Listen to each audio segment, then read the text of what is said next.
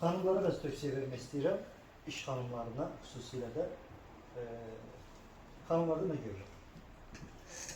Bugünə kimi həyatda çox güclü iş qadını hanımlar dostlarım var. Bəzilərini təəssüflə görürəm ki, yaş olub 35 plus, amma insan hələ də ailə həyatı qurur. Onun seçimidir, yəni respekt. Amma indi aramızda danışırıq həyatdan olduğum burada. Soruşuram hətta, məsələn, filan kəsə necə ailə həyatı qurur? Niyə? Bax, niyə Azərbaycanda bu belə hallar baş verir? Düzdür? Birincisi, Azərbaycanda digər üzüldüyüm bir şeyler var ki, çox gözəl tanıdığım bir oğlanlar var, çox gözəl insan kimi tanıdığım qızlar var və çox istəyərdim ki, bu oğlanlar bu qızları da bu oğlandan ailə qursunlar və baxın, bunlardan necə də gözəl şey çıxar. Nəsil çıxar, adam. Hə, nəsil çıxar, adam münasibət, ailə qurumu çıxar. Təbii ki, oğlanlar gelir. Kimi alır? Biliriz. Tamamilə layık olmayan bir qızlar alır. O qızlar da gelip hansı bir oğlanlara qismət olurlar. Və mən də buna baxıram, belə bu mənzərəyə cidden üzülürəm. Başa düşürsünüz? İndi, burada nəyə diqqət eləməliyik? Oğlanlar da bir yol tutacaq, qızlar da bir yol tutacaq. Birinci oğlanlardan başlayayım yani. Oğlanlar bugün ola bilər ki, siz seminarı dinlədiniz, gördünüz ki, bu yani belə getdi Qazaxıstan, Türk, Afrikalı qızlar, Ukrayna falan. Mən də onda evlənməyə tələsməyim, mən də gedib bir klub vuraram, Avropanı zaten, oranı buranı, Ukrayna falan, sonra evlənərəm, fikri düşə bilər ağabeyza, tamam mı? Bu öz yerində. Ama size bir şey diyeyim. Siz bugün kimsən, hayattaki statusun nədir? Tələbə. Tələbəlikdən başqa belə advalayı bir şey eləmirsən, açıq deyək, yox. Bugün həyatında bir qız səni bəyənirsə, bu zaman səndə nəyi bəyənir? Seni beğenir. Çünkü tələbə olmaktan başka hiçbir statusun yoktur. Senin karakteri, senin arzuları, kim olmak isteği, bunları görüp beğenir. Düzdür? Ama düşün ki sen bu dəqiqə həyatında hələ bu kıza yer verməsən, desen ki biraz gözleyip, həyatında ne baş verəcək? Sen güclənəcəksən. Statusa sahip olacaqsın. Artık ki, herkes biləcək ki, sen filan şirkette işleyen, filan mütəxəssissən. Vagon geldi sana status, düzdür? Sen birazdan öz əməyini, öz maşınını alacaqsın. Sen artık küçədə maşınla gəzən oğlan olacaqsan qızların gözündə, düzdür? Sən bir etapa gələcəksən ki, evin, eşiğin, hər bir şeyin və subay oğlan. Azərbaycanda evi, eşiği, maşını, gücü, hər bir şey olan subay oğlan. Bu qızıl tapıntıdır yəni, cidden görə. Həmin momentdə xanımların diqqəti sənə necə olacaq? Bütün diqqət səndə olacaq. Sən bugün özünü yaraşıqlı saymaya bilərsən, inan mənə dostum. Bütün o şirkətdə işləməyin, belə mütəxəssis olmağın verdiyi özgüvənlə ve bütün yaşlandıkça sana bir karizma oturacaq sifətinə. Sen çevrilib karizmatik bir adam olacaqsan. Bu barədə sizə garanti, rahat olun o barədə. Yaxşı mı? Və xanımların diqqəti sənə yönəlməyə başlayacaq. Sənə yönəl. Artıq bir də görəcəksən ki, sən elə bir statusda olacaqsan ki, hansı xanıma evliliyi təklif eləsən, o sevə-sevə deyəcək, hə deyəcəksən. Aydındır? Gözəldir, gözəldir. Amma dərdimiz nədir? 35 yaşlı oğlanla, 38 yaşlı bir oğlanla, hələ evlənməmiş oğlanla soruşanda ki, niye evlənməmişsən? Bu sözü eşidirsən. Qız var evlənməyə. Bakıda bu qədər xanım olar, deyir ki, qız var evlənməyə. Niye bunu deyirlər? Nədir məsələ? Problem odur ki, dostlar, siz eğer bunu verib o iyi vaxta gəlsəz, o statusa, dolu kaşlok, vəzifə, status, hər şey yerində, ev, eşik, hər şey yerində. Çox qız səni sevəcək. Amma bu qızların arasında kim sənin kaşlokunu sevir? Kim sənin maşınını sevir, kim sənin evini sevir, kim sənin vəzifəvi sevir, kim sənin özünü sevir. Bunu təyin eləmək çox çətin olacaq. Bax, sizə xəbərdarlıq edir. Cidden. Çünki qadınlar çox manipülativdir. Onlar sənin sevgini belə manipulə edə bilərlər. Düzdür? Bu şeydə çox diqqət verməlidir. Çünki bilmirsən bu qız niyə görə səndəndir. Aydındır? Ona görə onda seçim eləmək sizin üçün çox çətinləşəcək. İkinci bir şey. Sen bütün bu 10 yılı bir keçirmişsin əziyyətlə ki, bu evi, eşiği qurmağa, bu ev şey eləməyə. Və sənin evin hər kərpizində, hər divarında sənin alın tərin var. Düzdür? Sən belə bir mühəndislik kimi çətin peşədə işləyib bu həyatı qurmuşsan. Düzdür? Sən də deyirsən ki, mən hər iki həyatda qadına yer vermirəm. Yalnız evlənən vaxtı çatanda evim, eşiğim, maşınım olandan sonra. Növbəti sual. Sən bu xanım səni necə bir insan kimi gördü? İmkanlı oğlan kimi gördü. Düzdür? Bu xanım gəldi sənin evdə. Bütün bu şeyin değerini anlayacak mı? Tam sen. Anlamayacak.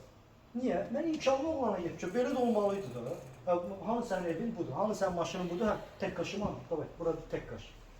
Başa düşürsən, anlamayacaq sənin bu bütün keçdiyin yol əziyyəti. Başa düşürsünüz, necə bir çətin duruma düşəcəksiniz? Çox çətin olacaq. Ona görə sizə tövsiyəm, əgər bir xanım sizi bu lütüş vaxtınızda bəyənirsə, onu əldən qaçırtmayın. Bu yolu birlikdə gedin. İlk işini onunla birlikdə qazan. İlk evini onunla birlikdə qur. İlk maşınını, bütün bu prosesdəki sevincini, kədərini, əziyyətini, burada vuruşmağı, müharibəni o görsün ki, bir gün evin içində olanda dəyərini anlasın ki, biz hansı yollardan keçib bura gəlmişik. Aydın dostlar? Bir filmdə Volkswagen deməli bir belə ifadə işləmişdi. Bu xanımlar pulun yoxluğuyla yoxlanırlar. Bəylərsə olanda onunla yoxlanırlar. Kişinin əsl üzü pulu çox olanda, qadının əsl üzü isə pul birdən-birə qutaranda bilinir. Yəni, onu da tanıyırsan ki, bu insan kimdir yəni. Mən sözünüzü qüvvətli onu əlavə edirəm. Və yaxşı deyə bilərsiniz ki, Fəzil, problem yoxdur, bu mövzu deyil. Məni sevməsi də olar. Əsas odur ki, mən imkanlı olan kimi ona patron edəcəm. O da mənə hə deyəcək. Mən də onu söyləyəm, həyat yoldaşı edəcəm. Nədir problem? İndi problemi bilsiniz nə deyim? Səni sevən bir xanımla həyatda sevişməklə, səninlə məqsədlər yönündə ailə qurmuş bir xanımla sevişmək arasında çox böyük bir fark var. Sadəcə məqsədlər üçün sənə ərə gəlmiş bir xanımla sevişəndə onun gözləri çox soyuq olacaq. Soyuq gözlərlə baxacaq sənə. Amma səninlə sevdiyi üçün səninlə sevişən xanımın isə gözlərində istilik görəcəksən. Və o sənə həyat motivasiyası olacaq. O sənə bundan sonraki həyatında mübarizəyə səbəb olacaq. Aydın dostlar, və sən bir qadının gözləri soyuq şəkildə onunla sevişirsən, bədbəxt kişiysən, xəbərin yoxdur yəni. Aydın dostlar, ona görə deyirəm ki, bir xanımın tutdunsa ki, bu xanım sənə dəyər verir ki, sənin özünə görə ondan bərk-bərk yapış. Aydındır. Keçir xanımlar. Xanımların dərdi Azərbaycanda. Sən bugün qız uşaqsan, çoxlu oğlan səni bəyənir, patrol edir falan falan. Xanımlarda bəzən bir şey görürsən. Oğlan gəlir, deyir ki, mən səndən bir 5 yaş böyüyəm, evlənmək yaşındayım, artıq planım evlənməkdir, səni də sevirəm, səni seçmək istəyirəm bu həyatımda və gəl evlənək deyəndə biz xanımlar nə deyirsiniz? Siz xanımlar nə deyirsiniz? Stop, mən hələ filan ölkədə magistratura oxumalıyam, ondan sonra filan karyeranı qurmalıyam. Çoxunu belə eləmişsiniz. Bunu eləməliyəm. Sən incimə, ailə həyatı hələ ki mənim xəyalımdakı gələcəyə maneədir. Çünki bizdə xanımlar ailə həyatına maneə kimi baxır. Yəni, elə ki ailə qurdu, bütün xəyala əlin qurub, qolun tutulacaq, bağlanacaq yəni. Və oğlanı geri çevirir. Sualım, o oğlan oturub sizi gözləyəcəkmi? Gözləmir, çünki artıq evlilik vaxtıdır onun, düzdür, evlənmir. Və gelib kimi alır? Xala qızını. Nəhayət qədər oldu yəni. Şükür Allah, nəhayət qədər oldu. Nəhayət qızlar da oğlanları artıq xalaoğlu ilə şantaj edə bilmirlər. O da mənə oldu artıq yəni. Tamam mı? Bana xalaoğlu gəlir, ay qapıya yetişir. Bütün illər boyu belə şantaj olmuş.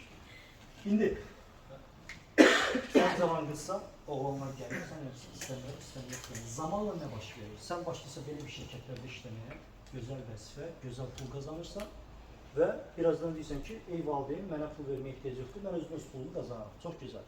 Üstündən biraz da keçir, sən artıq öz əməyindən öz maşınını alırsan. Yüngülvari bir maşın bir olsa öz maşının və sən artıq məhləyə öz maşınınla girirsən. Və bu zaman nə baş verir? Kişilər səndən artıq qorxmağa başlayırlar, çəkinməyə başlayırlar. Sən birazdan istədiyin kimi geyinib keçirirsən, hətta tək qaşı belə rahatlığı gedib özün özünü alacaq imkanda olursan. Sən birazdan keçirsən, öz qız uşağı, özün özünə subay qızsan, özün özünə mənzil alırsan. Bir düşünün yəni. Tamam? Bu zaman siz həyatınızda nə baş verəcək? Kişilər sizdən qorxmağa başlayacaqlar. Aydındır. Niyə? Çünki Azərbaycan cəmiyyətində Azərbaycan kişisi güclü qadınlardan qorxurlar. Tamam mı? Bizdə kişi içində bunu qəbul eləsə də eləməsə, biz kişi olaraq biz istəyirik. Qadının məndən zəif olsun, qadının məndən inci olsun, qadının mənə bir növ həyatda möhtac olsun, həyatını mənə yaslansın, mən də onu himayə edeyim, özümü kişi kimi hiss edeyim. Tamam mı? İndi bu kişi sənə baxır, patxod eləmək istəyir və səni etkiləmək istəyir və səndə təsir yaratmaq istəyir ki, mənisiz bir həyatda erkəyin olaraq. Yaxşı, nə ilə patxod eləmək istəyir? Bax, mən filan işdə işləyirəm. Nə olsun, mən də falan işləyirəm. Baba, mənim maşınım var. Nə olsun, mənim də maşınım var. Baba, mən sənə filan bunu qızılı ala bilərəm, filan üzüyü mən çoxdan almışam, evdə oldu qızıllar. Mən sənə filan mənzil, o da var. Səni nə ilə etkiləyəcək o momentdə? Onda yenə də qalır özü. Burada yerdə nə qalır? Siz o həyatınızın o anda kişilərdən bir dənə şey istəyəcəksən. Deyəcəksən ki, sənin heç bir varlığın, maddi varlığın mənə lazım deyil. Bir dənə nə istəyəcəksən? Xarakter. Kişi ol. Səndən başqa heç şey istəmir. Xarakterə sahib kişi ol. İndi sizə növbəti sual verirəm. Azərbaycanda xarakterə sahib neçə kişi var? Ətrafınızda gördüyünüz kişilər. Mən də artıq. Tamam. Başa düşdünüz məsələ nədir dostlar? O anda güclü bir qadın olacaqsan, xarakterə sahib, şəxsiyyətə sahib və yanında durmağa sadəcə güclü kişi obrazı istəyirsən, xarakterə sahib ki, və kişilərə baxacaqsan hamısı zəif kişilər deyəcək, sənin yanıma alacaq, yəni mənim səni saxlayacaq, yəni. Başa düşürsünüz? Problem onda olacaq. Və seçim etmə şansınız azalacaq. Ki, gözləyəcəksiniz ki, biri sənə patron edir, Azərbaycanda da problem oldu ki, kişi qıza patron eləməlidir. Avropadakı bir qız kişiyə patron eləyə bilmir burada, yəni. Burada onlar da səndən qorxacaqlar. Nəyindən səndə etki yaratsın, yəni. Gəlib sən nə desin, yəni. Tamam mı? Sən güclü qadınsan. Və həmin anda nə baş verəcək? Növbəti zəhmət olmasa, iş həyatında çox güclü bir iş qadınsan, menecersən, şirkət sahibsən, sahibkarsan, CEO-san, çıxırsan səhnələrdə, pencəkdə, kostyumda qadınsan, speech edirsən, hamı sənə wow deyir ki, bu necə womandır, bu necə business womandır, bu necə güclü qadındır, sən özünü necə uğurlu hiss edirsən. Amma sonra nə olur? Gəlir sonra neçə otaqlı, Bakıda ən varlı bir mənzili sən alırsan, düzdürmü? Girəsən sonra mənzilə, gələrsən yatağı var, uzanarsan yatağa, tək başına quqquli kimi belə baxanda, o anda içində bir boşluq hiss edəcəksən. Niyə? Çünki yanında bir isti bədən istəyəcəksin, kişi bədəni. Və heç bir isti karyera sizi o soyuq qış gecələrində isitməyəcək. Təəssüflə deyirəm yəni. O momentdə tək istəyəcəyim olacaq ki, mənim bir dənə istidən yanımda bir kişi olaydı, kaş. Və özünü necə hiss edəcəksən? Natamam. Yenə də gələsən sabah işe, özünü tam hiss edəcəksin, gör ki, mən tamam, amma içində nə var? O boşluq. Və o boşluğa görə də içində bir kişi yaranacaq. Niyə alınmır? Niyə mən də alınmır? Niyə mən ailə həyatı qura bilməm? O kişini də başlayırsan ətrafa seçmək. Ona görə bütün bu bunların xülasə, xanımlar, bir bəy bugün sizi bəyənirsə və görürsünüz ki, bu adam kimi adamdır, xarakteri də var və pis yaxşı işləyir və bundan da bir şey çıxacaq deyici görürsünüzsə, o insanı əldən qaçırmayın. Bir kəlmə, mən magistr oxuyuram. Görürsünüzsə bu yolu bir yerə gedək. Bir kəlmə, mən xaricdə təhsil almalıyım. Görürsünüz bu yolu bir yerə gedək. Sonra onu öyrəşdirirsiniz. Nəyə? İlk maşını alanda. Ki o öyrəşsin, kişiyə çox tablo sayılır. Böyle sərnişinin otarzana oturmuşsan, yanında xanım maşını sürür. Hər kişiyə o şey komfortlu deyil yəni. Öyrəşdirməlisən ona ki, mənim də maşınım ola bilər, problem yoxdur. Evi tamam sən ala bilirsən, yarısını mən verirəm, pulun yarısını mən verirəm ki, bir yerdə ortaq alaq. Bu şeylərə öyrəşə artıq o yolu bir gelirsiniz. Aydındır? Tamam, növbəti zəhmət olmasın. Və xanımlarda gördüyüm digər baxın, ay Allah, mən birdən belə bir karyera qursam, kişilər mənə belə mühəndis kimi, kişi kimi baxırlar və mən ailə həyatı maraqlı olmaram onlara. Nə qədər xanım tanıyıram ki, belə mühəndisdir, sonra da gözəl bir ailə həyatı qura bilirlər. Mümkündür, heç bir problem yoxdur yəni.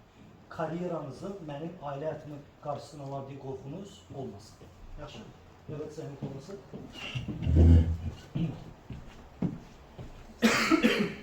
Və dünyadakı ən gözəl nemətlərdən biri dostlar, övladdır. Sizə də övlad sahibi olmağı diləyirəm. Çünki övlad elə bir nemətdir ki, heç vaxtı dadı qaçmır yəni. Növbəti zəhmət olmasın. Bura kimi gəldik, saat neçədir? Fasiləyə nə qədər var? 3 tamam olsa 20 dəqiqə. Bura girək kimi, yoxsa bir 5-10 dəqiqə fasilə edib sonra bura girək? Bir 5-10 dəqiqə fasilə edək, çünki bura girsək, buradan çıxmaq belə çətin olacaq. Tamam, bura girir.